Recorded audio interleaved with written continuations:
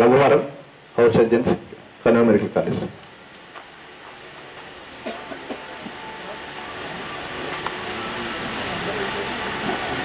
సభకు నమస్కారం. ఈ సభకు అధ్యక్షత వహించినటువంటి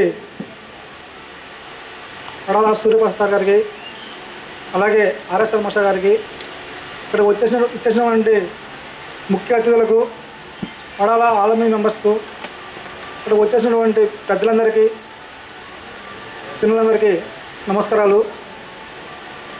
నా పేరు రఘువరన్. నేను కర్నూలు మెడికల్ కాలేజీలో హౌస్ సర్జన్స్ చేస్తున్నాను.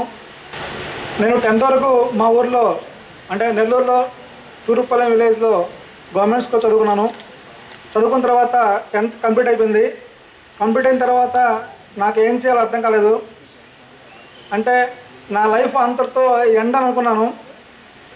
కానీ మా టీచర్స్ ప్రోత్సాహంతో ఏపీఎస్ చేసిన ఎగ్జామ్ రాశాను. దాంట్లో 68 ర్యాంక్ తెచ్చుకొని ఏపీఎస్లో నిమ్మకూరులో జాయిన్ అయ్యాను. ఇంటర్మీడియట్ 2 years అక్కడ అయిపోయిన తర్వాత ఎంసెట్ కోచింగ్కి వెళ్ళాను.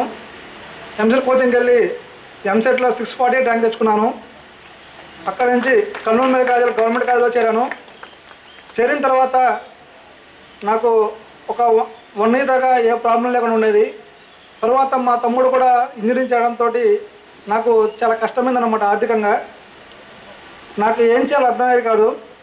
మా నాన్న వాళ్ళని అడిగితే, మా నాన్నగారు వచ్చేసి ఫార్మర్స్ అనమాట. మా అమ్మగారు మా నాన్నగారు ఫార్మర్సు. వాళ్ళని అమౌంట్ కావాలని అడిగితే నేను కొన్ని రోజులు ఆగు వేచి, ఒక 1 week వేచి, 1 month వేచి అని చెప్పేవాళ్ళు అనమాట. అంటే మాకు every month mess bill pay చేయాలి, లేదంటే ఎక్కువ పెద్దలు పెడతారన్నమాట వాళ్ళు. నాకేం చేయాలో అర్థమయ్యేది కాదు. సరే అని ఇంటర్నెట్కి వెళ్ళాను.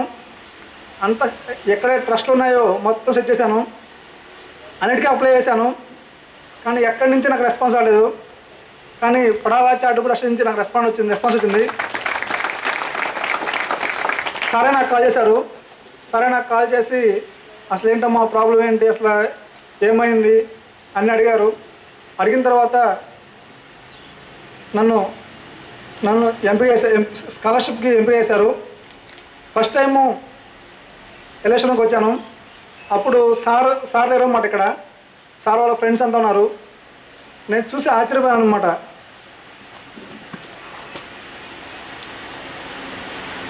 ఫస్ట్ టైం నాకు స్కాలర్షిప్ 25,000 rupees ఇచ్చారు. అంత అమౌంట్ నాకు హాస్టల్ బిల్లు మొత్తం సరిపోయేది. నాకు ఏ ప్రాబ్లం లేకుండా నేను ఎంబీబీఎస్ కంప్లీట్ చేయగలిగాను.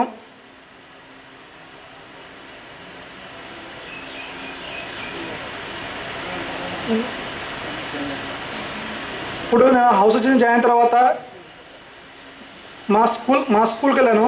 మా స్కూల్లో ఎవరైతే నాలాగా ఉన్నారో అందరినీ గమనించి వాళ్ళందరికీ కెరీర్ గైడెన్స్ ఇవ్వడము, ప్లస్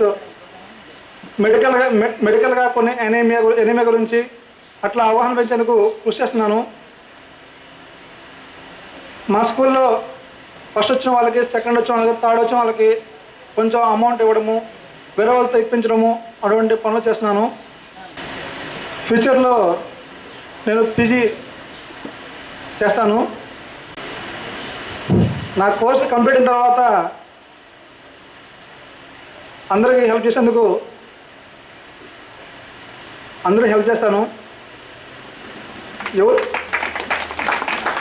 బేసిక్గా మా ఊర్లో ఏంటంటే ఎక్కువ మందికి ఎనీమియా అనమాట. చాలామందికి ఎనీమియా అనమాట. అందరికి రక్తహీనత అనేది చాలా ఎక్కువైపోతుంది అనమాట. దాని గురించి అవగాహన పెద్ద కృషి చేస్తాను. మళ్ళీ ఏమిటంటే బీపీల గురించి, షుగర్ల గురించి అందరికీ అవగాహన ప్రయత్నం చేస్తాను. స్కాలర్షిప్స్ తీసుకున్న వాళ్ళకి నేర్చే సజెషన్ ఏంటంటే మీరందరూ బాగా చదువుకొని ఉన్నత స్థితి రావాలని అందరికీ చెప్తున్నాను. ఇప్పుడు ఒక 4-5 years కష్టపడారనుకోండి, మీ లైఫ్ మొత్తం టర్న్ అయిపోతుంది. మీ లైఫ్ ఎక్కడ ఉండాల్సిన లైఫ్ ఎక్కడికి వెళ్ళిపోతుంది. ఒక్క 4-5 years అంతే. మీరు కష్టపడారంటే మీ లైఫ్ అట్లాగే till the end of the life వరకు మీరు అలాగే కంటిన్యూ అవుతారు. గోల్ పెట్టుకోండి. ఆ గోల్ కోసం పనిచేయండి. గోల్ పెట్టుకొని దాంతోపాటు ఒక ప్లాన్ చేసుకొని దాంతోపాటు కృషి చేయండి. ఎటువంటి పరిస్థితుల్లో కూడా మీ ప్రయత్నాన్ని ఆపద్దు. మనం హైయర్ పొజిషన్కి వెళ్ళాలంటే ఒకటే ఒక మార్గం, చదువును మాత్రం విడిచిపెట్టద్దు. దయచేసి విడిచిపెట్టద్దు చదువును మాత్రము. అన్నింటిలో పార్టిసిపేట్ చేయండి, గేమ్స్ ఆడండి, సినిమాలు చూడండి, అన్నీ చేయండి. కానీ చదువును మాత్రం ఎట్టి పరిస్థితులు వదలొద్దు.